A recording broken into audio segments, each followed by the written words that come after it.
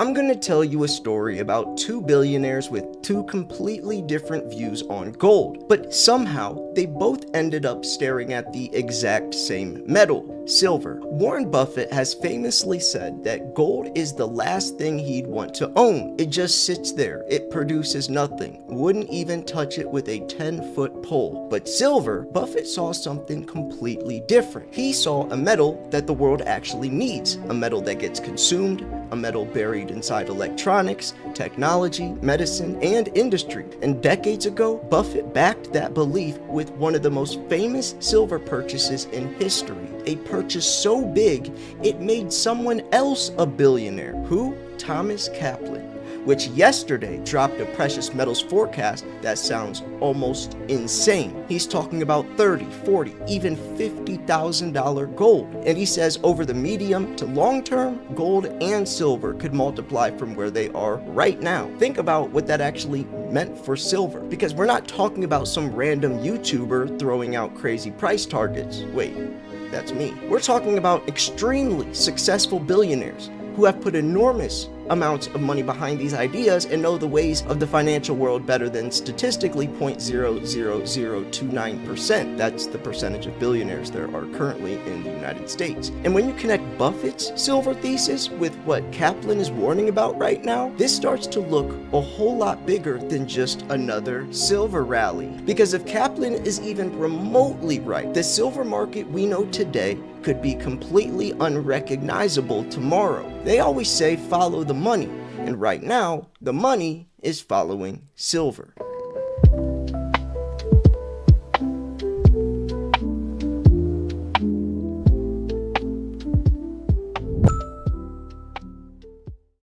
Alright, Silver Stackers, this is your daily debrief. My name is Silver Slayer. Now let's just jump into it. Folks, if you ever want to say a crazy high price target for silver, this is the article you would show to convince someone of whatever the price is. Thomas Kaplan yesterday posted this thesis, this gold and silver bull market thesis, and it is beyond excellent.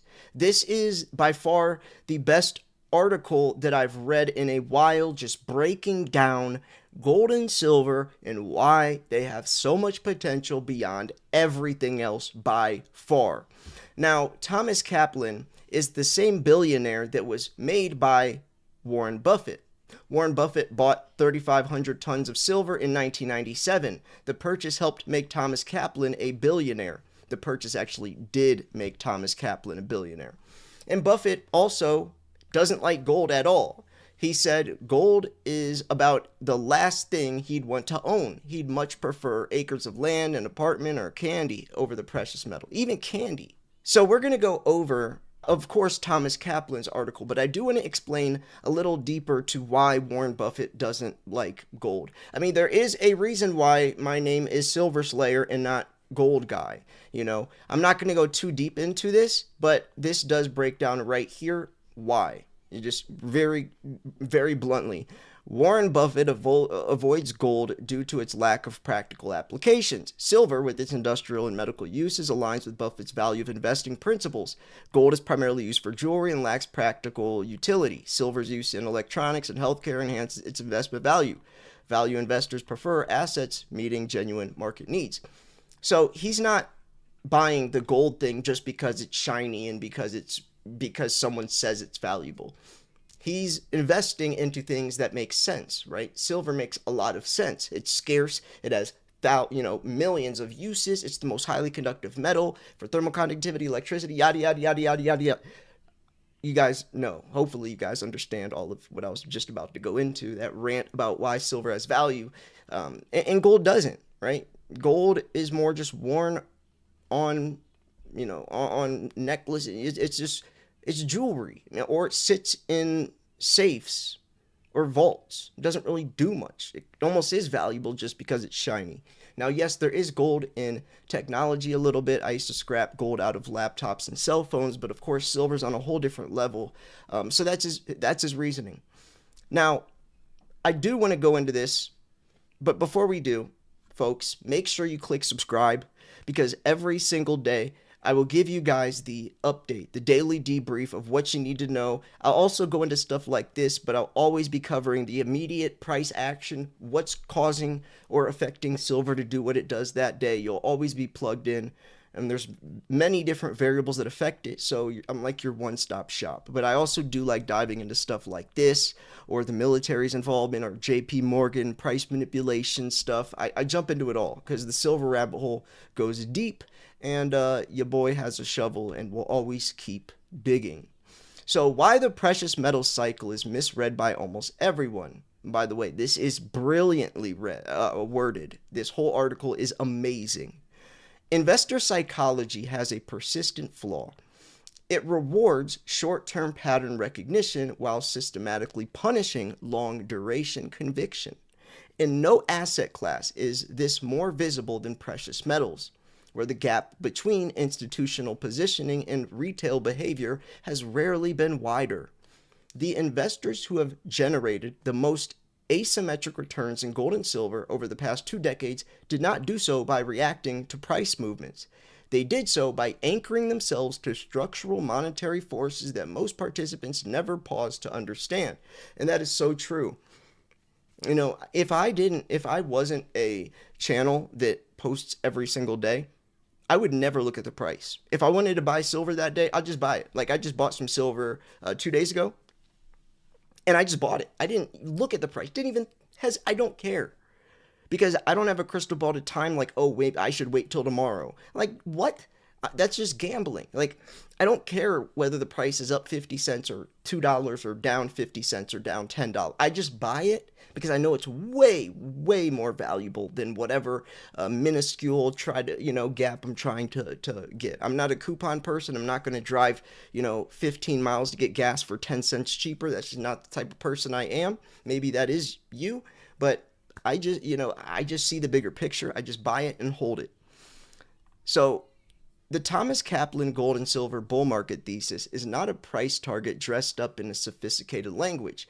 It is a fully constructed intellectual framework for understanding where we are inside a decades-long monetary repricing cycle and what that means for investors who are either positioned or not yet positioned in precious metals. Understanding that framework, from its historical foundations to its specific asset criteria and psychological operating principles, is the most actionable thing a serious investor can do right now. Now, this is so important. Asset criteria, what makes silver valuable? If you're investing into something, you're invested into it, meaning you're looking ahead. You don't look at the price right now. That's irrelevant. And like Andy Schectman says, price is the greatest tool of misdirection. People are misdirected by the price right now, but if you look at what gives it value, you look ahead. And with the price so cheap right now, that's even more justification to get in right now while the price is cheap, because looking at how valuable silver is, of course, it's a lot more valuable than the price is right now, especially if you even want to compare it to the gold to silver ratio. Silver's extremely undervalued. So that's what he's saying, asset criteria, or even if this could apply to any asset like Bitcoin, psychological operating principles. This is the fear, uncertainty, doubt. This is the investing with your heart, not your head. I always say invest with your head, not your heart. This is the irrational decision making, the impulse buying, panic selling, whatever. That's what he's talking about. The psychology of investing will always intrigue me and always baffle me. There's a reason why most people buy high, sell low. They do the exact opposite of what they're supposed to do. Most people bought silver when it was $100+. But are they buying it right now? No. But I guarantee when it starts going back up to 100 plus, everyone's going to be buying it again. Why not buy right now while it's cheaper? They need that justification, that validation that it can go higher. They need that. True silver stackers don't. So this is the intellectual foundation why history outperforms spreadsheets. Applied history as a macro lens. Most commodity cycle analysis begins with quantitative modeling, supply and demand projections, cost curves, reserve life indices, discount rate assumptions. Kaplan's approach inverts this entirely. His doctoral research at Oxford focused on the Malayan counterinsurgency of the 1950s, specifically examining how natural resource control shaped the strategic calculus of colonial and insurgent forces alike. Wow. Wow. I'm not even going to try to explain what that is or what he is studied, but it sounds interesting. Maybe it might sound interesting. It sounds complex. So, metaphysical certitude. Okay, I'm not gonna go too deep into all this type of stuff, but I do see something right here that I want to check out. So, central to the Kaplan framework is a concept he describes as metaphysical certitude, a level of conviction grounded so deeply in structural analysis that short term price volatility does not prompt a reassessment of the thesis. This is not stubbornness, it is discipline. The framework demands that investors ask at every moment of discomfort whether the structural drivers of the thesis remain intact. If the answer is yes, the appropriate response to a drawdown is patience or accumulation, not exit. Exactly. Like when silver is going down to the 50s and getting hammered, everyone's like, hey, there's still a 6-year deficit, right? Silver is still needed. Everything is still there. It's just the price is down. And there's reasons for that that are not permanent, like the Strait being, the Strait of Hormuz being closed, yada, yada. The case for gold, why the repricing is not speculative. I would be interested to hear Warren Buffett's argument on this. I could probably make it for him, but the core of the gold bull market thesis rests on a set of structural drivers that, taken together, make gold's repricing mathematically inevitability rather than a speculative hope.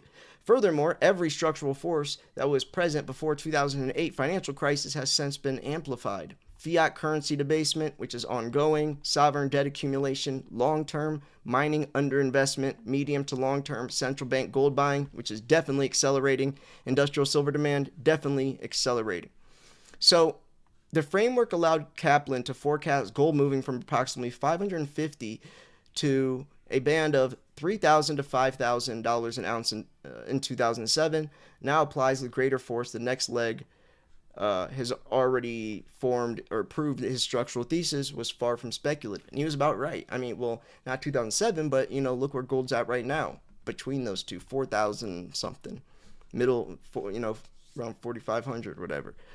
So, yeah, but I want to see this though. So beyond that is a scenario: continued debasement and sovereign debt escalation, price levels extending towards 10 to 20,000, and extreme monetary reset scenarios 30 to 50,000 are not projections anchored in speculation. They are projections anchored in the same analytical framework that correctly forecast the initial tenfold move.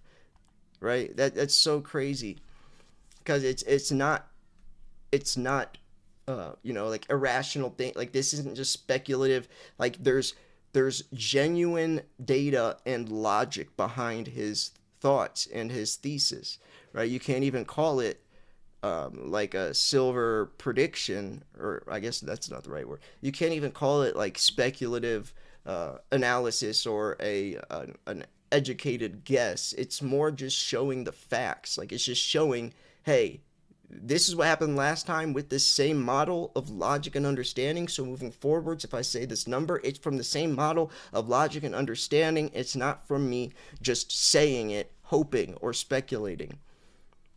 So yeah, this is so good. I'm not gonna read all of this because there's so much. I will post this in the description.